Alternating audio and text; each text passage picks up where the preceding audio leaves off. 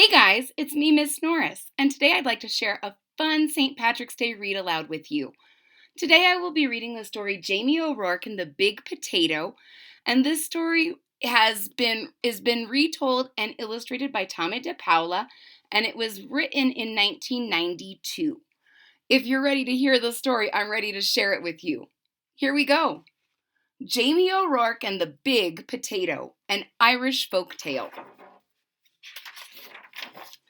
So you can see Jamie O'Rourke's little home on a hill. And down here you can see Jamie O'Rourke and his little family. Jamie O'Rourke was the laziest man in all of Ireland. He would do anything to avoid working, especially if it had to do with growing potatoes. So Jamie O'Rourke liked to sleep like the kitty and the dog, and especially if he had to grow potatoes. Jamie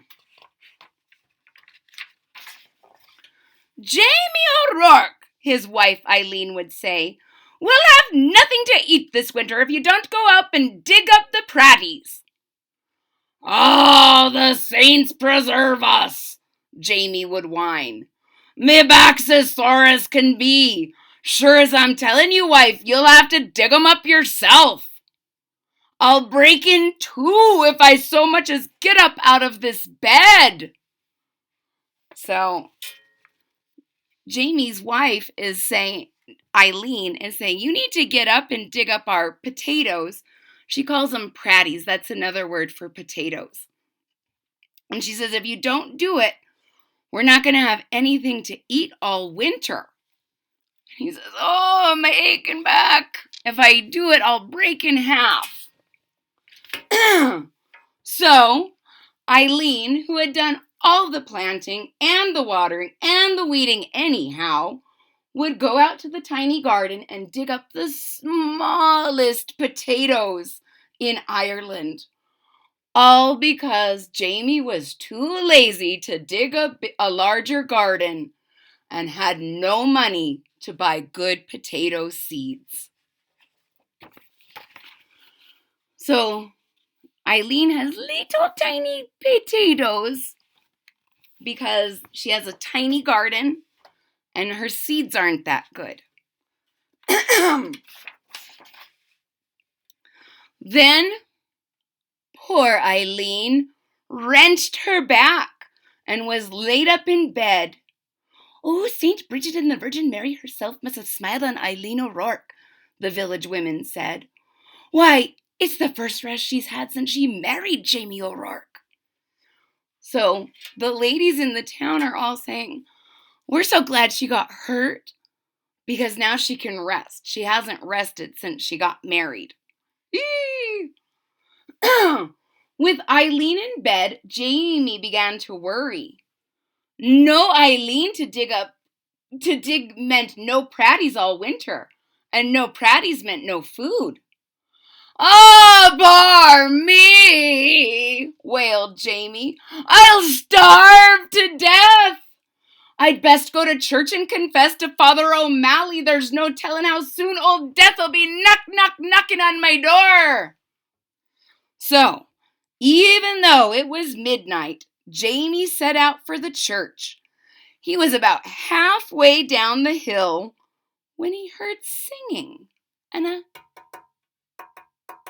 tap, tap, tapping sound. So Jamie says, "I'm probably gonna die because I'm not gonna have any food. I better go and confess all my sins." But then he heard a tapping. What could it be?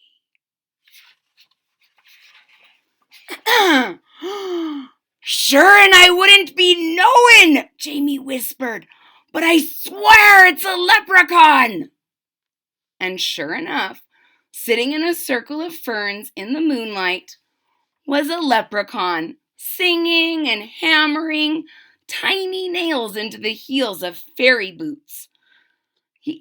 Into the fairy boots he was making. Jamie knew just what to do. He crept up and grabbed the little man by his coattails and held him firm. Let me go! Let me go! The leprechaun shouted. Not on your life, Jamie said. Not until you show me where you keep your pot of gold. So, this little leprechaun, he's just doing his job in the nighttime. And Jamie catches him by his little coat. And he's wiggling. Oh, let me go! Not until you give me your fortune. Well, that's not very nice. Now, everyone in Ireland knows that leprechauns make boots and dancing shoes for fairies. Of course they do. Who pay for them with gold. And everyone knows that if you catch a leprechaun, he'll pay for his freedom with his pot of gold. But this leprechaun was cleverer than most. Oh, please, Mr. Mortal Man, he pleaded. I'm just starting out making fairy shoes and I only have 1 or 2 pieces of gold in my pot. Won't you take a wish instead? Now, do you think this is his first pair of fairy shoes? Or do you think he's being tricky? I don't know either. We'll have to find out.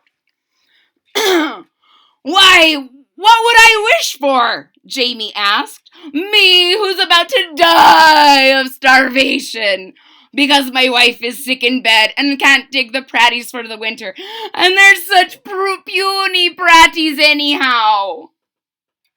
Well, said the leprechaun, reaching into his pocket. You could wish for the biggest pratty in the world.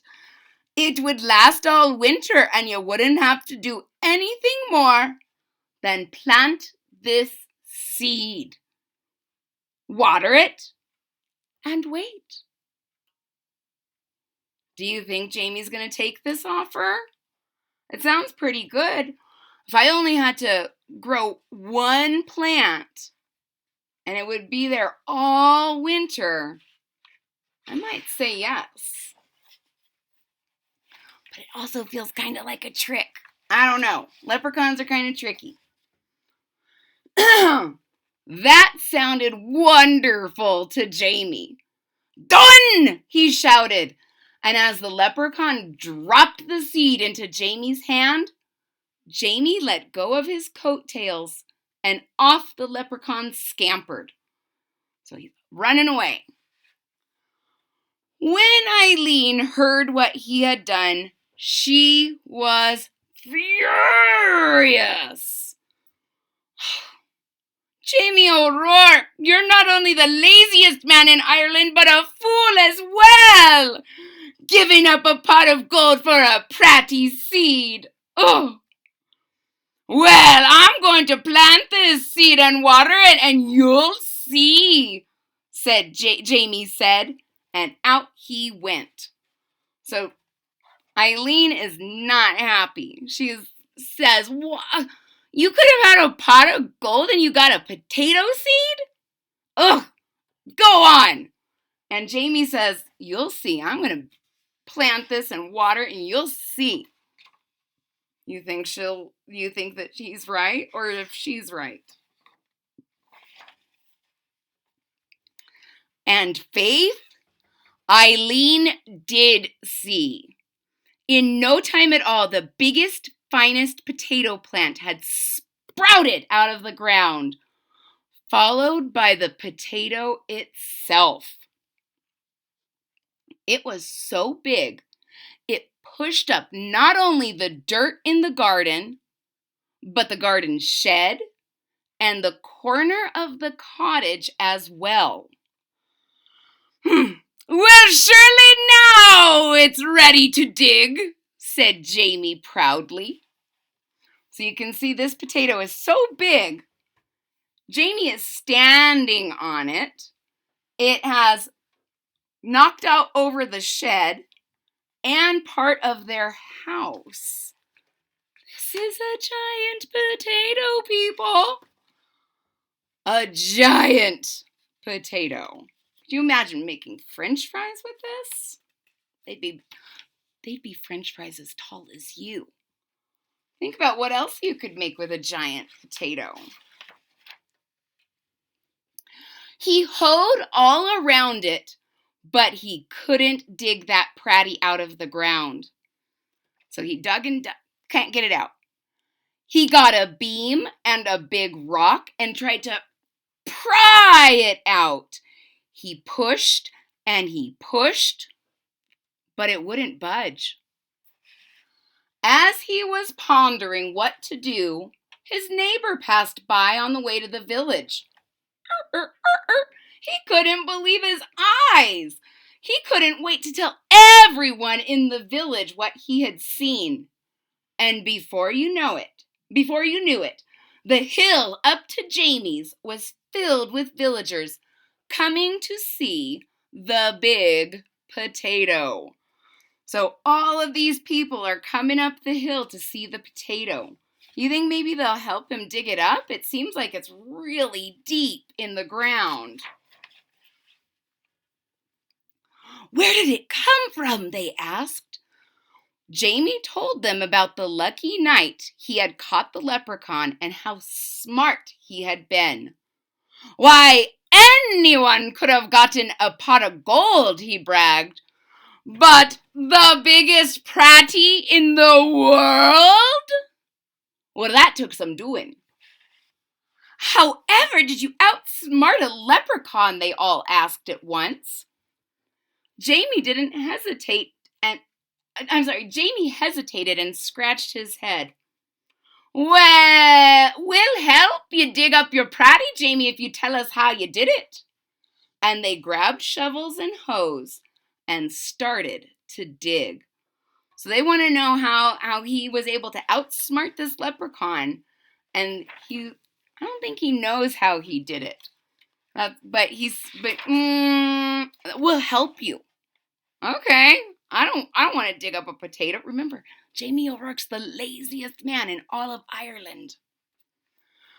They dug and they dug and they pushed and they shoved until the potato flew up out of its hole. It rolled down the hill faster and faster until it reached the bottom, where it bounced up high and came to a stop, wedged between the stone walls on either side of the road. This potato's bigger than their house. And they finally dug it up, and it rolled, and now it's stuck, taking up the whole road. What to do now? So they're all like, what do we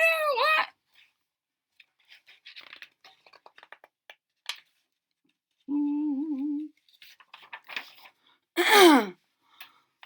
That pratty is so big that no cart, nothing can get by it.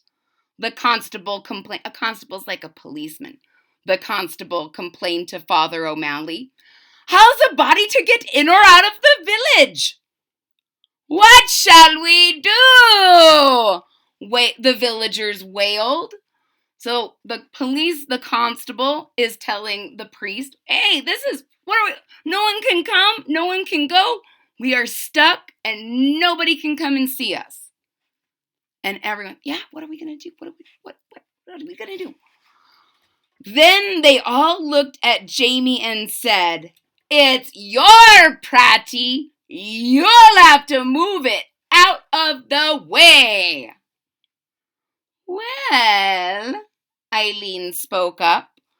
There's more than enough pratty for everyone. Why don't you all take some?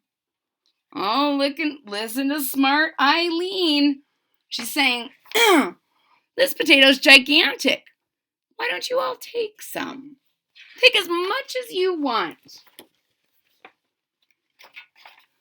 So the villagers sawed and chopped and carted off huge pieces of potato, while Jamie sat on the stone wall and watched.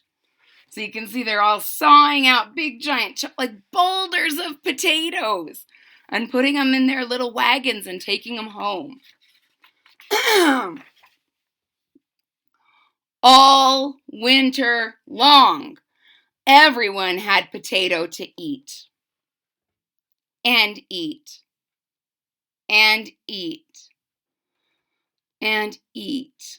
Until no one wanted to see or hear of a potato again. So you can see at the beginning, very happy, look at all my potatoes. Oh, the potatoes again. Oh, potatoes. Oh, potatoes. Yay? Huh? Oh, everybody. Yeah, I got some. Oh, potatoes again. Yum.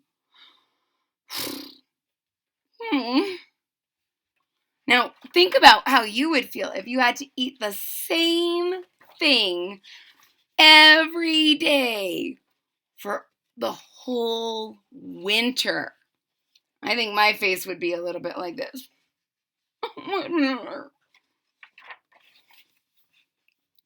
In the spring, Jamie said, I saved a potato eye for a seed, and it's just about time to plant it. Oh no! The villagers all cried. If you promise not to plant it, Jamie, we'll promise before St.Patrick and all the saints to see that you and Eileen always have plenty to cook and eat. We don't want another giant Pratty around here. Jamie smiled and agreed. What a perfect life for a lazy man. And so you see, darling Eileen, Jamie told her, I wasn't such a fool with that leprechaun after all. And Eileen had to admit that Jamie O'Rourke was right. So he was just about to plant this seed, and everyone's, no. I'm going to flip back 1 second. Remember this? We don't want to see that ever again. If you don't plant this, we'll plant enough potatoes and you won't have to do anything at all. Sold, says Jamie O'Rourke, the laziest man in all of Ireland. The end. Now, do you see that? The leprechaun was not telling the truth. He has plenty of gold. So what do you think was, I should leave it here. So what do you think was a better deal? Having a giant potato and never having to plant potatoes again? Or would you rather have a big pot of gold, but it would run out? I hope you think about it. If you enjoyed the story, Jamie O'Rourke and the Big Potato, please hit that thumbs up button at the bottom of the page. If you are already a supporter, thank you so much. It really means a lot to me. If you're not a subscriber yet, please hit the subscribe button right there. And don't forget to click the bell so that you're notified when there's new content. I hope to see you all again real soon. Bye-bye.